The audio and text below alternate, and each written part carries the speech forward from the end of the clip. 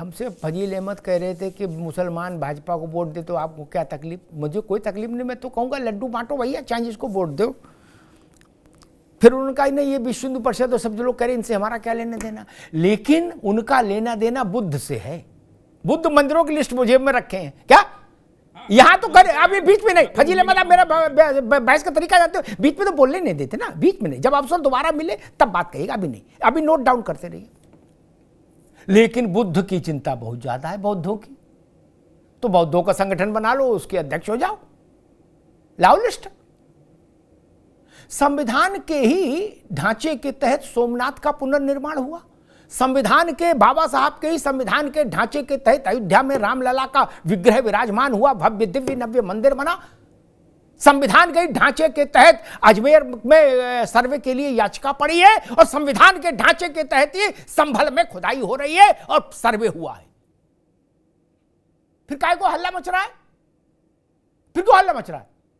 आप तो संविधान के वो हो ना, हम बोले संविधान ने अभी नहीं, आप तो संविधान की ताबीज लेके बांधे हो। तो जब संविधान की ताबीज बांधे हो तो संविधान के तहत आने वाली अदालत ने जब आदेश दिया तो आपको आपत्ति क्यों है? की बात हम कर रहे हैं, 91 कैसी बात कर रहे हो? संविधान नहीं है ना, 91 वर्षिप एक्ट को खत्म कर दीजिए, संविधान नहीं है 91 वर्षिप एक्ट। अभी रुकना होगा फजील अहमद, 91 एक्ट पर हम लोग कई बार बोल चुके, लेकिन खैर फजील अहमद ने सुना भी होगा तो इस वक्त उनको ध्यान नहीं होगा। 91 का जो वर्शिप एक्ट है वो केवल फजील अहमद और यतीमा को ही याद नहीं, अदालतों को भी याद है, और वहां अदालतों में वो बात रखी जाती है, उसके बाद अदालत फैसला देती है। 1000 एक्ट है, लेकिन फैसला तो अदालत का माना जाएगा ना। उनको राज्यपाल बना दिया जाता है, इसलिए वो लोग फैसला बदल देते हैं। ठीक है, तो अब फजील अहमद तो कचहरी, ठीक, अब रुकना होगा, फजील अहमद तो कचहरी हो नहीं सकते, अच्छा लगे बात चाहे बुरा लगे। ऐसा तो नहीं कि फजील अहमद को कागज कलम दे दें कि भाई आप देश का फैसला करो, ऐसा तो संभव नहीं ना। फैसले तो अदालत ही करेगी, उनको राज्यपाल बनाए और चाहे चुंगी में बाबू बनाए, लेकिन फैसला तो अदालतें करेंगी। इंदिरा गांधी के समय में कड़वा कड़वा थू और मीठा मीठा गप याद नहीं? मौलाना साहब आपको शायद याद होगा, आप तो लिखने पढ़ने वाले आदमी हैं। एक आदमी को हाई कोर्ट का जज बनाया, फिर उससे जो अपने फैसले थे वो करा लिए, फिर उसको वापस नहीं आई, राज्यसभा भेज दिया, फिर राज्यसभा का टर्म खत्म हुआ तो फिर जज बना दिया, याद नहीं? तब बाबा साहब की किताब नहीं लेके निकले थे, तब अंबेडकर जी जिंदाबाद का नारा नहीं लगाए। अब बता रहे राज्यसभा भेज दिया जाता रिटायरमेंट के बाद, यहां तो बीच में भेजा भाजी थी, तब फजील अहमद ने नहीं पढ़ा। ये समस्या ये है, इतिहास का उतना ही भाग पढ़ना चाहते हैं जो जिसमें अर्ध सत्य भरे हों, जिसमें यह बताया जाए कि औरंगजेब महान था, वो उतना ही इतिहास पढ़ेंगे। औरंगजेब आक्रांता था, वो वाला चैप्टर उसमें ले ही लगा देते हैं, वो पलट देते हैं, यही समस्या। खैर मनोज पंडित जी, मसला ये कि अलग अलग स्वर, हम लोग जिस स्ट्रक्चर को जानते हैं एक पत्रकार के नाते, वो स्ट्रक्चर मैं सामने रख दूं। एक पत्रकार के नाते संघ को जितना मैंने समझा है 35 वर्षों में, सरसंघ चालक का कथन सबसे ऊपर। 36 संगठन, सैकड़ों बता रहे फजील अहमद ने, वो भी जानकारी उनके पास नहीं, 36 संगठन है राष्ट्रीय स्वयंसेवक संघ के पास आनुषंगिक संगठनों की सूची में, जिसमें एक भाजपा भी है। ठीक, भाजपा वाले भी जो कहते हैं हमारा कोई लेना देना नहीं, वो भी झूठ बोलते हैं। भाजपा भी आनुषंगिक संगठन है राष्ट्रीय स्वयंसेवक संघ का, और विश्व हिंदू परिषद भी है। आज मैं देख रहा हूं सरसंघ चालक के वक्तव्य के को अगर उत्तर मानूं तो दक्षिण दिशा में जाने वाले 3 वक्तव्य हैं, 2 विश्व हिंदू परिषद के और एक ऑर्गेनाइजर का। ऑर्गेनाइजर मतलब आरएसएस का मुखपत्र। वो कह रहा है कि सोमनाथ से संभल तक हर सच उजागर होगा। मनोज पंडित जी, क्या मामला है? घर में कुछ खटपट है क्या? नहीं, देखिए अमिताभ जी, खटपट कुछ नहीं है। स्थिति क्या है कि मोहन भागवत जी का ये जो वक्तव्य है वो ये प्रदर्शित करता है कि देश में सद्भावना ना खराब हो, चीजें ना खराब हो, और कानून को या संविधान को कायम रखने की बात करी जाए। पर मेरा मानना यह है कि सब कुछ गोल है, जहां से आपने स्टार्ट किया वहीं आके खत्म होना है। आज ये चीजें जो निकल रही हैं या जो चीजें हो रही हैं, ये ऐसा नहीं था कि पहले नहीं थी, सब कुछ पहले था, पर पहले की सरकारें उन कान में तेल डाल के रुई लगा के बैठी थी कि किसी भी आदेश का या किसी भी चीज का पालन नहीं किया जाता था।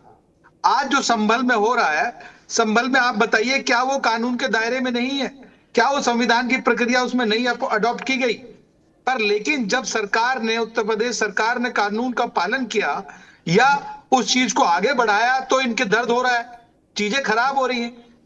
और रही बात यह कि जो काशी मथुरा की बात है, वो ये था कि ठीक है, आप अगर हमारी चीजों को कोर्ट से बाहर बैठकर अगर छोड़ देते हैं तो ये चीजें और आगे नहीं आएंगी। पर लेकिन अभी भी देखिए, मुस्लिम धर्मगुरु ने क्या कहा कि आप बड़े भाई बन जाइए, आप घोषणा कर दीजिए। अरे हर जगह बड़े भाई अगर हम ही बन जाएंगे तो आप क्या करेंगे? हम भी, एक आदमी आपसे भी उम्मीद करता है कि बड़ा दिल आप ही कहीं दिखा दीजिए, हर जगह बड़ा दिल हम ही दिखाएं। आप ये देखिए, जो चीजें थी, सरकार का काम है कानून व्यवस्था बनाए रखना, सरकार कानून व्यवस्था बनाती, क्योंकि कानून का पालन करना या कहीं पर अराजकता फैलाने की स्थिति आएगी तो उसमें सरकार की जिम्मेदारी है, ऐसा नहीं है। पर लेकिन जो चीजें आज आप कानून का पालन होता है तो आपको दिक्कत, आपके लोग वहां जाते हैं, आपके लोग वहां 5-5 लोगों के साथ ऐसा हुआ तो आप वहां पहुंचने लगे, चीजें करने लगे।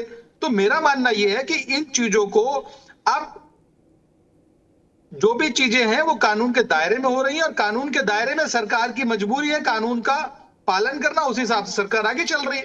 तो इसमें दर्द होने की आवश्यकता नहीं है। जो चीजें होंगी, वो चाहे वो संभल हो, चाहे वो काशी हो, चाहे मथुरा हो, या और भी चीजें जहां पर अभी जो इनकी दरगाह है वहां पे उसका भी निकल आया है, तो बहुत सारी चीजें निकल रही है और सब चीजें काम हो रहा है, और सरकार कोर्ट के आदेश के साथ खड़ी है। अमिताभ जी जी, अच्छा, एक विषय और भी है मनोज भाई, वो ये कि हिंदू मंदिर एकमात्र ऐसे हैं जिन पर सरकारों ने नियंत्रण कर रखा है, कलेक्टर साहब उस पर काबिज है, उनके प्रबंधन पर। क्या देश के किसी गिरजाघर का प्रबंधन सरकार के पास नहीं, किसी गुरुद्वारे का नहीं, किसी मस्जिद का नहीं। 3.5 लाख मस्जिदें हैं। क्या आज भी एक सुन लो, विश्व हिंदू परिषद ने कहा है कि 5 जनवरी से हम एक अभियान शुरू करेंगे देश में इसके खिलाफ, और नारा होगा सरकारों मंदिर छोड़ो। ये विशुद्ध सरकार का मसला है, इससे मुसलमान का कोई लेना देना नहीं। मनोज पंडित जी, देखिए अमिताभ जी, जो पहले की सरकारें थी उन सरकारों ने भेदभाव किया। आप ये देखिए, इनका बोर्ड अलग है, इनकी चीजें अलग है। अब दिल्ली की सरकार ने तो और 4 कदम आगे रखने की बात कर दी, जितने मौलवीज पढ़ाते हैं उनको तनख्वाह भी देनी चालू कर दी। तो कहीं ना कहीं हमारे साथ अब हमें लगने लगा है कि हमारे देश में हम ही अल्पसंख्यक हो गए, हमारी स्थिति खराब है। आप जितनी बड़ी संस्थाएं हैं, जितने बड़े मंदिर हैं, वो सब सरकार के अधिक उसमें है, और उसका सारा धन सरकार के पास जाता है, उसकी चीजें नहीं है। तो कहीं ना कहीं ये आवाज उठाने की बात हो रही है। अभी जो प्रयागराज में बड़ा कुंभ, बड़ा आयोजन हो रहा है, वहां पर एक बड़ी मीटिंग होने जा रही है 27 तारीख को। उसमें एक ऐसा निर्णय करने की बात हो रही है कि सरकार के साथ ये मांग की जाए कि जो चीजें, एक ऐसा मंत्रालय या एक ऐसा आयोग बनाया जाए जहां पर इन चीजों पर विचार किया जाए, जहां पर ये चीजें स्पष्ट रूप से रखी जाए कि ऐसा क्यों। नहीं, मेरा समझना ये था, फिर आएंगे दोबारा पास, तब तक इस विषय को छोड़ देते हैं आपके पास। मैं आपसे समझना चाह रहा था, क्या मोदी सरकार को अभी 2 विषयों पर फैसला करना है। एक फैसला करना है 1991 के पूजा स्थल कानून पर, उसकी राय क्या, और एक दूसरा मंदिर, सरकारों मंदिर छोड़ो, इस पर एक कॉल लेनी है, एक निर्णय लेना है। ये 2 विषय सरकार के पास हैं जिन पर उसको 15, 20, 25, 30 दिन के भीतर, 1.5 महीने के 2 महीने के भीतर निर्णय लेना होगा। बहुत समय तक चीजें टलती नहीं। इन 2 विषयों पर सरकार को निर्णय लेना होगा, और इन दोनों विषयों पर सरकार जो भी निर्णय लेगी वो लैंडमार्क होगा, वो दूरगामी परिणाम वाला होगा भारत में। ये मैं कह रहा था। अमिताभ जी, बिल्कुल जी। यतीमा बात वही आ गई कि भाई मौलाना साहब कह रहे थे कि काशी मथुरा हिंदू छोड़ दें, बड़ा दिल दिखा दें, बड़े भाई बन जाए। जी नहीं, देखिए अमिताभ जी, ये तो अयोध्या में हमने देखा कितना लंबा संघर्ष रहा और बार बार ये कहा जाता रहा कि भाई बैठकर बातचीत कर लो। आखिर में सुप्रीम कोर्ट ने भी एक बार ये मौका दिया कि बैठकर बातचीत कर लो। मुझे लगता है कि मौलाना साहब बिल्कुल ठीक कह रहे हैं। ये अपना दावा छोड़ेंगे नहीं, ये हमेशा ये दिखाते रहेंगे कि हम इस देश में छोटे हैं और हर चीज का अतिक्रमण करते रहेंगे। ये तो तय हो चुका है कि अतिक्रमण इनकी प्रवृत्ति में है और अतिक्रमण ये करते रहेंगे। हमारे लिए सिर्फ एक ही मार्ग है और वो मार्ग है न्यायालय का। ये बात मैं ये आधे पोर्शन से मैं सहमत हूँ कि न्यायालय के मार्ग से ही कोई भी मार्ग प्रशस्त होगा, चाहे वो काशी हो, चाहे मथुरा हो, चाहे अन्य कोई देवालय हो। तो और जहां तक दावा छोड़ने की बात है, बड़ा दिल दिखाने की बात है, तो मैं मौलाना साहब को बताना चाहती हूँ कि मौलाना साहब, हमने सहर्ष आपकी संस्कृति को भारत में स्वीकार किया। हमारी सहनशीलता थी कि आप भारत में रह पाए, पनप पाए और आज आपकी आबादी लगभग भारत में 40 करोड़ है। ये हमारी सहनशीलता थी कि हमने लगातार अपने नरसंहार को भी मौन होकर सहा है। इस सहनशीलता का परिणाम ये हुआ कि आप लोगों को ये लगने लगा कि यहाँ कभी देवोत्थान नहीं होगा, यहाँ की संस्कृति को आप कब्जा सकते हैं। तो अमिताभ जी, अब ये होने वाला नहीं है।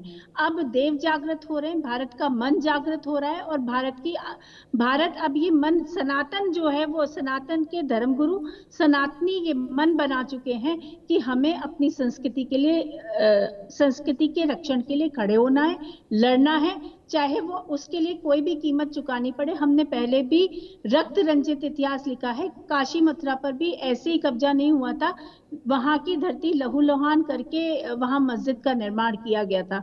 तो कोई बात नहीं है, एक बार फिर संघर्ष सही, हम उस संघर्ष के लिए तैयार हैं। तो मैं मौलाना साहब की बात सहमत हूँ, कोई गलत बात वो नहीं कह रहे। न्यायालय का मार्ग है, सबके लिए खुला हुआ है। आप भी न्यायालय जाइए, हम भी न्यायालय जाएंगे, जो भी होगा वो नहीं।